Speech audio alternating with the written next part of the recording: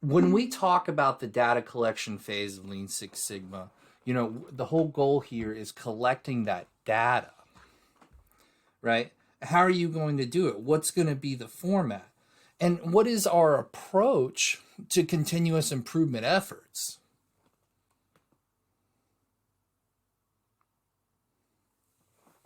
And that brings us to the data collection night. Now, our data, we have several things in Six Sigma. One of the things I want you to take note of is something called a range calculation. And in a range calculation, we look at our process and we say, okay, what's the metric between the highest value and the lowest value? Well, the range is something that tells us this. This can also be referred to as tolerance level in that specification. You have essentially your left limit, right? That's going to be your lower control limit or lower specification limit. And then you have that upper control limit, which we want to prevent from anything getting outside of that, right? Now, the way we can calculate a range, and I'll show it to you in this case study.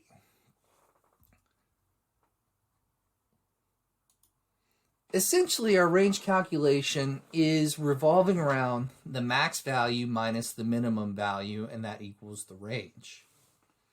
Well, in Lean Six Sigma, we can say our maximum value minus our minimum value, and that's going to equal our range. So in this scenario, I want you guys to put it in the chat, but I'm going to give you guys a couple seconds and let's calculate what the range is, what that maximum value is minus the minimum value. Well, essentially, when we look at it, we have 150.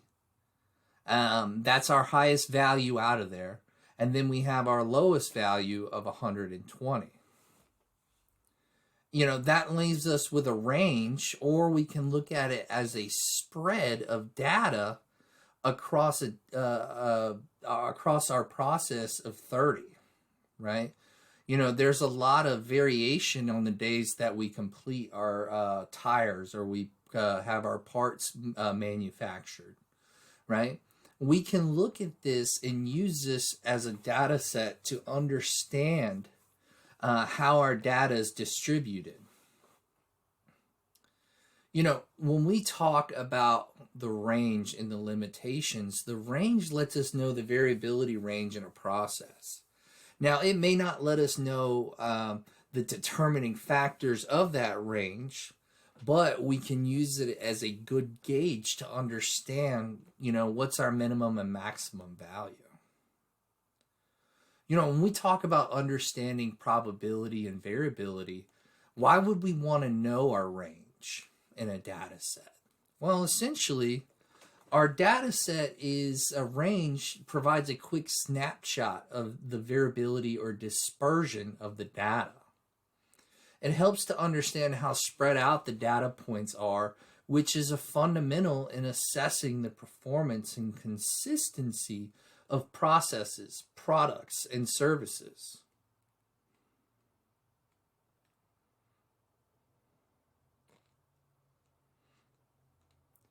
Now, I have a little bit of a case study where we can use historic data. Those of you that are in the Six Sigma course, you'll get this file shortly, and it'll be the evening file we'll work on. But essentially, Toys R Us, we can use the historical data and we can determine that they had a decline in sales, which ultimately led to bankruptcy. But, that decline in revenue, what led to it was customers wanting to, get their product delivered to them versus having to go to a store, the inconvenience of it, and determining those factors. Therefore, a decline in sales led to a decline in revenue, which ultimately led to the company going out of business. The 2-day delivery model really drove the extinction of sales for Toys R Us.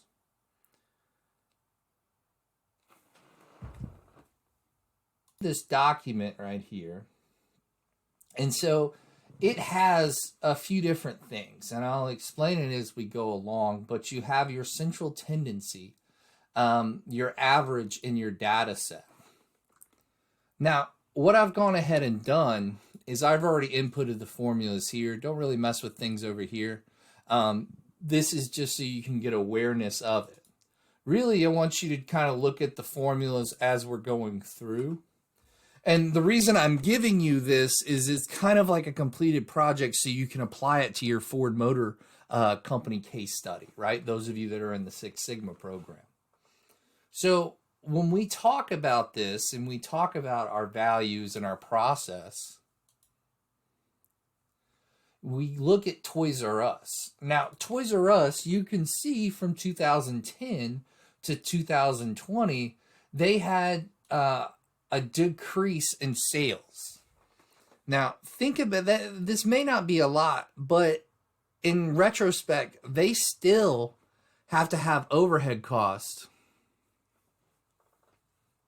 right? They still have those stores that are being managed, paying people hourly. They still have those reworks or customer orders that didn't come in right, right?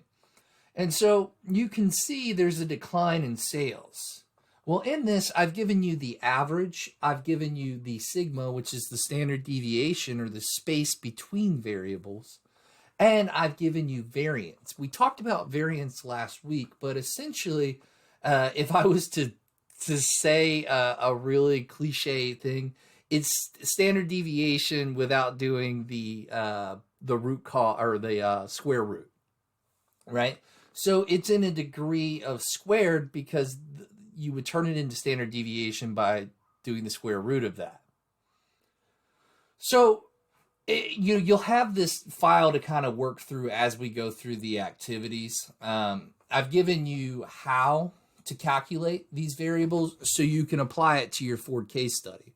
Because what I don't want is you guys to get tied up on, oh, how do I do this calculation? Oh, how do I do this? If you see a project that's already done, you can apply the concepts in your real world scenario or your simulated project. As we talked about, I want you to go over to the next slide where I talk about range, right? I've done it in Excel already for you guys, but essentially I have my variables and I have my minimum, maximum, and I have my range formula right here.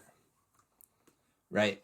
There's a range of about 40 million that's not accurately, that's approximate on there.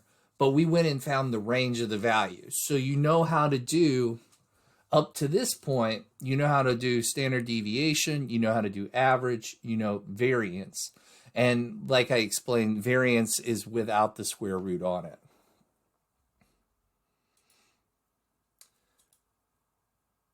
When we talk about collecting data in Six Sigma, really the idea here is to find that missing link or missing component in the data that quantifies the study. When I talk about data collection, we talk about central limit theorem.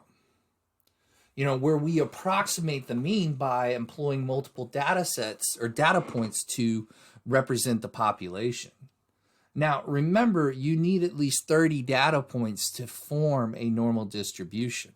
And that's because, as we'll talk about inferential statistics, that helps us understand the data more. As we can build more of a structure to it. Now, the central tendency of Toys R Us, we know that it has an average of 200 million per year with a standard deviation of around 12 million, somewhere around there in the data, and a variance of 159 million.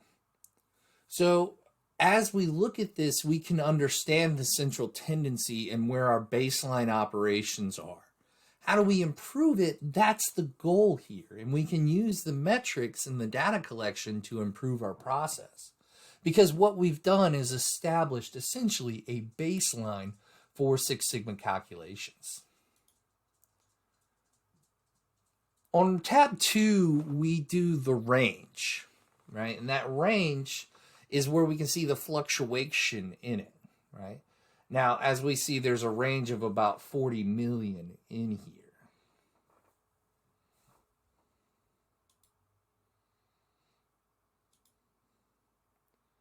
Now, as we go into tonight's really involved, those statistical core concepts that I think unveil insights beyond the data. You know, I think sometimes we're so focused on, it's either right or wrong. Well, in data, we can use it to make assumptions, but not necessarily assumptions, hypothesis or educated guess in our process. Now, you have two different areas, and I'm going to talk about them briefly. But you have descriptive statistics, where you're going to use data to summarize and describe the data. And then you have the purpose, which is it's to provide a clear, concise summary of data at hand. Descriptive statistics, and there's a lot more to this, but these are the three basic principles I want you to know how to apply to your project. And I want to see them when you do your presentation, right? And I get this, oh, Zach, I'm not good at data collection. Like, okay, well, don't expect to be in a management role, because if you can't collect data, you're not worth a damn to me as an employer. Because that's the purpose of using descriptive statistics, is to take that data and form it in a way that it's understandable and digestible. And that's why we use descriptive statistics, because it helps us determine a better impact or a sense of urgency on why we need to create this change. Now, on tab 3, this is on tab 3, but you have your Toys R Us sales, right? The pie chart's a good way to visualize data.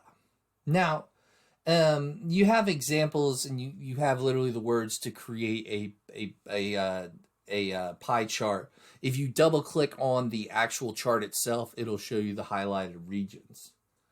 But a pie chart, it's not always the best way to represent your data. So we need to determine and use other analyses, and we can do that by maybe changing it up. Maybe we don't want to use that descriptive statistic. Maybe that's not the best indicator of where our highest and lowest months are. Well, maybe we're getting somewhere when we do a bar chart, right? Now, this is just a basic 2D bar chart. Don't worry about Series 2. I don't think you guys have that on your file. But essentially, Toys R Us, in their sales approach, you can see they had a high volume year in 2011, right? We could do some historical data, and we could find movie releases, or what movies were going out, what toys were being sold. Was it a Star Wars movie? You can look and hypothesize and derive that type of information, then dive a little bit deeper into what's sold. But we want to look at it from a holistic approach. So we just put every year up there. And I just want you to know and see how you can go and dive deeper into the data. So a bar chart is a really good tool, because it lets us code things better. As you can see, it was a really hard time coding this, right? You could put it in years, but we can code it better here, because we can actually see the visual representation and how it compares to the overall data. So you've got a bar chart, and you have a scatter plot. As a Six Sigma professional, a scatter plot is basically essentially a control chart. In this, you can see, let me get these boxes out of my way so I can show you guys. As we look at this, you can see where that average of your data set should be. And you can see the variation or the space in between your processes. And so a few different things as we go along. Descriptive statistics, they can be qualitative, right? So I'm taking data that is surveys, and I'm putting that data into my calculations. I can use measure a central tendency, right? I can figure out what the mean, median, and mode of the data is. And then I can talk about the measures of variability, where I talk about range, I talk about standard deviation, and I talk about variance. Now, for Six Sigma, for your Greenbelt project, you're not going to have to display variance. I don't really, like, I mean, you know how to calculate standard deviation. That's good. And I feel like you should go there with it versus variance and then spend a little bit of time trying to understand the difference between the two. There's no point in it when you can just explain that this is the range, this is the spread of the data, the standard deviation is how the data deviates. So if you guys will omit that variance into your project and just kind of focus on these aspects, it should be really simple to understand your data. So you've got descriptive. The next thing you have is inferential. This is a statistical to use. This is statistics used to make inferences based on predictions based on the sample data. You know, I want to be able to draw conclusions and make predictions about populations using sample data. That's the purpose of inferential statistics. You know, the inferential statistics and descriptives, inferentials where we're going to use some calculations of samples and see how it relates back to the whole population. Some key difference I want you to take note of is descriptive statistics describe the data you have, offering insight into its characteristics and patterns, right? Using that data to form conclusions, where inferential statistics goes beyond descriptions, enabling you to make predictions and draw conclusions about a larger population based on the represented data. Now, you guys remember when we were talking about probability, we could use that to make predictions as well. So we'll be using that probability table, and we'll get to that shortly. You know, inferential statistics play a crucial role in navigating and extracting meaningful insights from data. It helps us make informed decisions and predictions based on the sample data. You know, we want to let the data do the talking here because it's going to allow us to make inferences or conclusions into why we have this problem or how we can fix it using statistical measures. Now, there's a few different ways we can do this, right? We have hypothesis testing, which is introduction to, basically advanced statistics. We talk about the chi-square. ANOVA analysis and t-test here are going to be typically reserved for that darker belt level. We also have a regression model. There's only two types that we talk about in this class. It's going to be single regression and multiple regression. And then we use non-parametric statistics, where I don't talk about these really at all in Greenbelt. This is going to be more for that advanced statistics in your black belt, and we'll talk about that when we get to that day in black belt. But overall, you know, the inferential statistics, they allow us to delve deeper into understanding a hypothesis testing. While descriptive statistics help us summarize and understand data we already have, hypothesis testing takes it a step further, and that's where we get at with inferential statistics. Now, like I said, you guys remember probability. In your presentation or slide deck or Excel file, this should be on the 4th or 5th tab, but these are your calculations. You can input your z-scores and values into here, and I calculate it for you where it will shoot out your probability statistic and your defect statistic. If you wanted to mess around with the z-score itself, I built this for you so you can just input your z-scores here, and it'll change these values. Now, we can use probability as a way to guess how likely something is to occur or happen. Now, In hypothesis testing, we can use that p-value for precision, right? Remember, it's the probability of what? Hitting the mark, right? So we use the p-value for precision. You know, in hypothesis testing, what's your guess? And that's what we're trying to say here is, what is your guess to the process? What is your guess to this answer?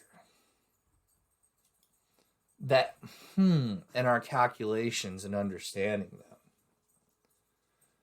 Hypothesis testing is essentially a critical statistic as we can make decisions and draw conclusions or inferences about our data. You know, if we look at the population parameters, and we'll see it in a slide here shortly, we'll show the bell curve and look at it. But it lets us say, hey, these are the acceptable range. Anything outside of it, we're going to reject the hypothesis. Now, the hypothesis testing itself revolves around the null hypothesis. And we compare it to the Ha hypothesis, which is going to be some type of data reflected back to, where the null hypothesis in itself is essentially a fair coin, and assuming, hey, this has a fair chance of happening, we're going to test it against something and see and disprove it. And that's what the purpose of a hypothesis testing is to either disprove your null hypothesis or go a step further and fail to reject it. That alternative hypothesis is an unfair coin, where it might not be equal, suggesting an inclination towards one side. Now, as you can see in this example, it's going to have not the same ratio as a coin that sits like this, right? It's going to have some deviations. It's not going to be exact. You're not going to have a 50-50 chance here. The ratio might be completely different. And we can test it based on data. So we can run another set of experiments, flipping it, and then we can use that to determine our data points. Now, some quick tips with this. I want you to think of p-value here, right? In all our scientific studies, you know, we have a confidence interval of 95% and a margin of error of 5%. If it's higher than that 5% margin of error, we're going to fail to reject it. If it's lower than that 5%, we're going to reject it completely. And so I have my friend helping us out here. And so he says if P is low, meaning if it's lower than 5%, we'll reject the null hypothesis that Ho must go. And if P is high, then we keep the guy. So meaning if it's over 5%, we're going to reject, or we're going to fail to reject the hypothesis. You know, when we talk about hypothesis testing, I want you guys to take a moment and write this down, and we'll move on. Just give it a moment, write a star next to this, and write hypothesis testing, because when we go into the t-test portion of it, this will help us, especially when we get to black belt.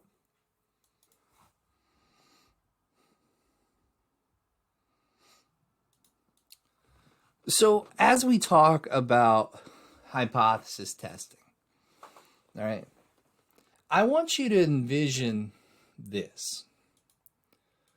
You know, envision you're pulling into a garage, right? Hold on just one second. There we go. I wanted to tidy that up and give you a little bit better perspective on it, right? When I look at the statistics behind it, right, I have a garage door. If I'm aiming at the center point of that, that's going to be my average.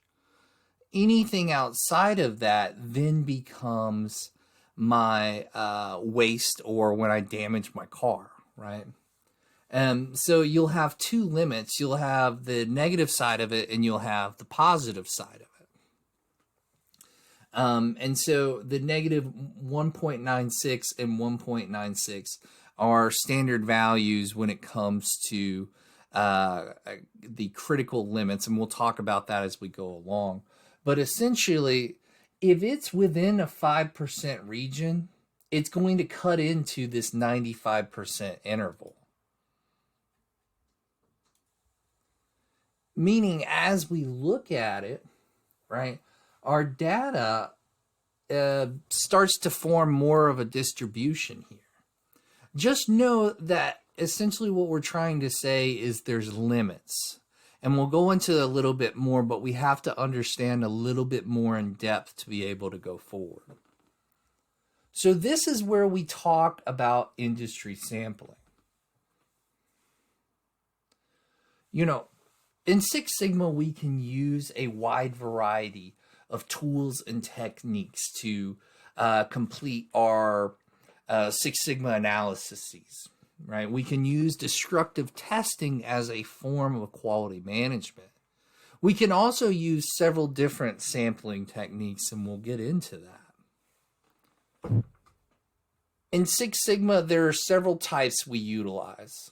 I don't talk about all of them, but I'll talk about the main ones that you're going to be exposed to most definitely.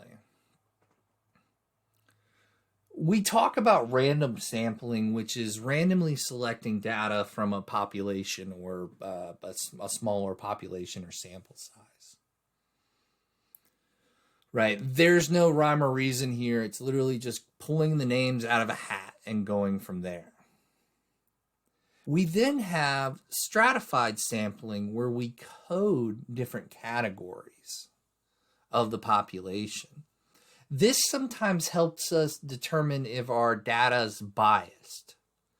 Because as you can see here, we have a very, very strong amount of dark colored stick figures versus the other stick figures that are in the population. And so you have stratified sampling, where it's kind of like coding the issues or the problems or the population. Just kind of letting you know you can use these like tools in your leadership aspect to kind of looking at problems from this aspect too. Now, you have systematic sampling is where you say every nth person or every blank data we're going to select, right? In this example, it's every third person. Notice how they're not the same colors.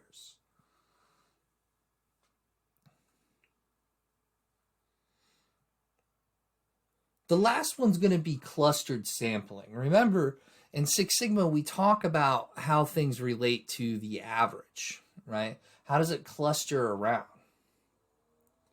So when we talk about this, I want you to think about this from a job application standpoint, right? You have the entire population that's applied for a job, okay? Well, we're going to weed out the population and, maybe classify it, maybe some different states or different educational backgrounds. And then we're going to randomly select what we feel is best out of that population. Maybe it's a little bit difficult. And then we're going to interview that selected party. So as you can see, clustered sampling is another form of coding, and then selecting from those codes, right? It's a way that you can kind of focus your research efforts as well. Now, sampling techniques, this is just a different way of looking at them. This is kind of going through the different sampling techniques that we have in Lean Six Sigma. The two that you're mostly going to do is random sampling and stratified sampling. I would just kind of ballpark there. In my effort as a quality engineer in different places, I was exposed to these different sampling techniques. Now, one of the things that coincide with that, and you have to understand from a basic terminology in statistics, is the confidence interval, right? Your confidence interval is based off of sometimes that population and sample. right? When we talk about our population, that's going to be represented by big case N, and the sample is going to be represented by that lowercase n, right? So understanding the two, right? Your confidence interval essentially is a range of values. When you think of range, think of that garage door. Calculated from the sample data that's likely to contribute to the true population parameter.